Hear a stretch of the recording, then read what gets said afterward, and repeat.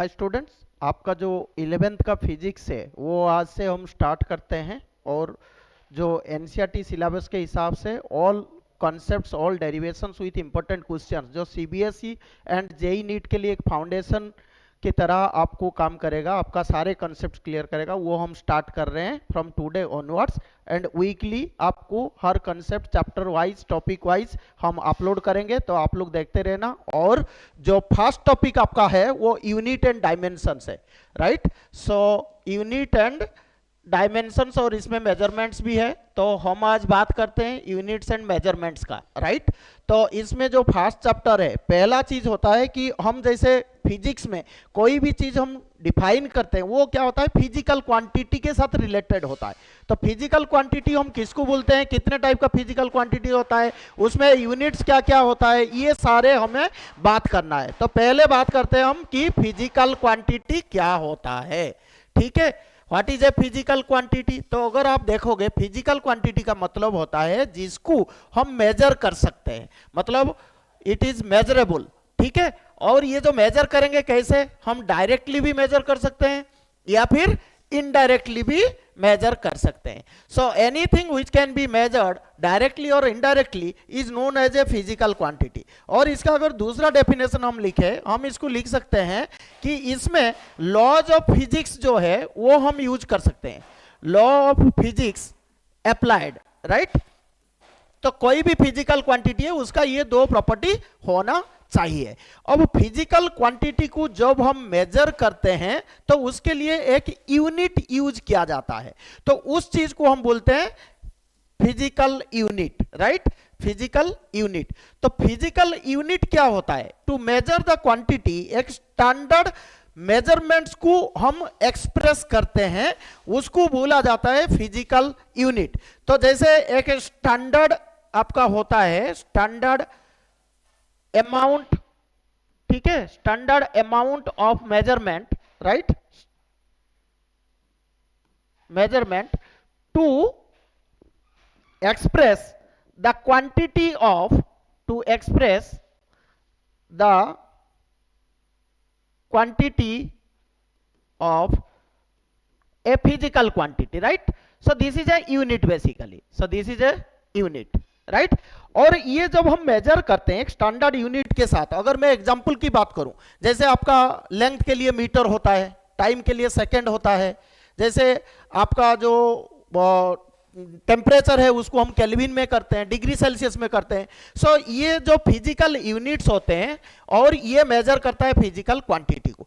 तो any type of measurement जो होता है उसका हमारा रूल्स हम फॉलो करते हैं। तो एनी मेजरमेंट, इसका दो चीज होता है, एक होता है न्यूमेरिकल वैल्यू और एक होता है यूनिट, जो स्टैंडर्ड यूनिट होता है।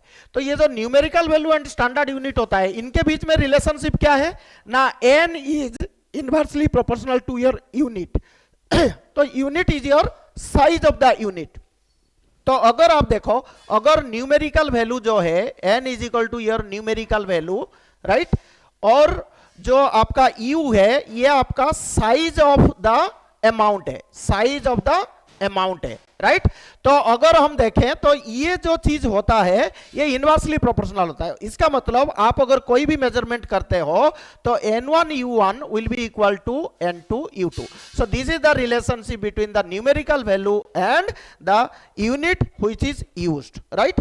तो ये जो फिजिकल क्वांटिटी होता है ये हमारा दो टाइप का होता है, एक होता है आपका फंडामेंटल क्वांटिटी, राइट। तो अगर हम देखें जो फिजिकल क्वांटिटी हमारा होता है ये कितने टाइप का होता है, दो टाइप का होता है। तो क्या क्या होता है ये एक फंडामेंटल क्वांटिटी होता है, राइट, और एक होता है आपका डिराइव्ड क्वांटिटी।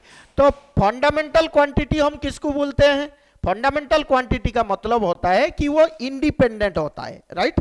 इसका मतलब ये क्या होता है, ये इंडिपेंडेंट होता है, मतलब ये किसी के ऊपर डिपेंड नहीं होता फॉर इट्स कंप्लीट रिप्रेजेंटेशन, इसको फंडामेंटल बोलते हैं। और डिराइव्ड में क्या है, डिराइव्ड का मतलब होता है कि आप इसको एक्सप्रेस कर सकते हो in terms of the fundamental quantity, मतलब ये डिपेंड करता है, it depends upon the fundamental quantities, it depends upon the fundamental quantities, right, depends upon the fundamental quantities for their representation. तो अगर मैं एग्जांपल दूं जो फंडामेंटल क्वांटिटी जो है, जैसे आपका लेंथ, राइट, टाइम। तो ये इंडिपेंडेंटली हम इसको रिप्रेजेंट कर सकते हैं। बट डिराइव्ड क्वांटिटी की अगर आप बात करो, जैसे हम बोलेंगे कि डिराइव्ड है, तो डिराइव्ड मतलब ये फंडामेंटल के ऊपर डिपेंड है। एग्जांपल आपको मैं दे दूं, जैसे मैं बोलूं एरिया, तो एरिया आपका क्या होता है? एरिया होता है लेंथ इनटू ब्रेड्थ, आपको ये चीज पता है। तो अगर मैं इसको लिखूं तो ये लेंथ इनटू ब्रेड्थ है, तो मतलब ये दो चीज के ऊपर डिपेंड हो रहा है, राइट। तो इसको अगर हम लिखेंगे तो ये फिजिकल क्वांटिटी जो मेरा लेंथ है, ब्रेड्थ है, ये इसी में रिप्रेजेंट हो जाता है, राइट। सिमिलरली मैं अगर दूसरा चीज आपको बताऊं, जैसे आपका डेंसिटी होता है, तो डेंसिटी नॉर्मली क्या होता है? Density is equal to mass by volume, right, mass by volume. तो आप इसमें देखो, जो मास बाई वॉल्यूम होता है, अभी मैं इसको मास के बदले m लिख दिया, वॉल्यूम के बदले v, तो वॉल्यूम क्या होता है? Length into breadth into height, तो इसको m बाई एल क्यू में लिख सकता हूं। तो ये वाले जो रिप्रेजेंटेशन होता है, मतलब the measurement of the density depends upon the two parameters, that is your mass and length, breadth and height, ठीक है।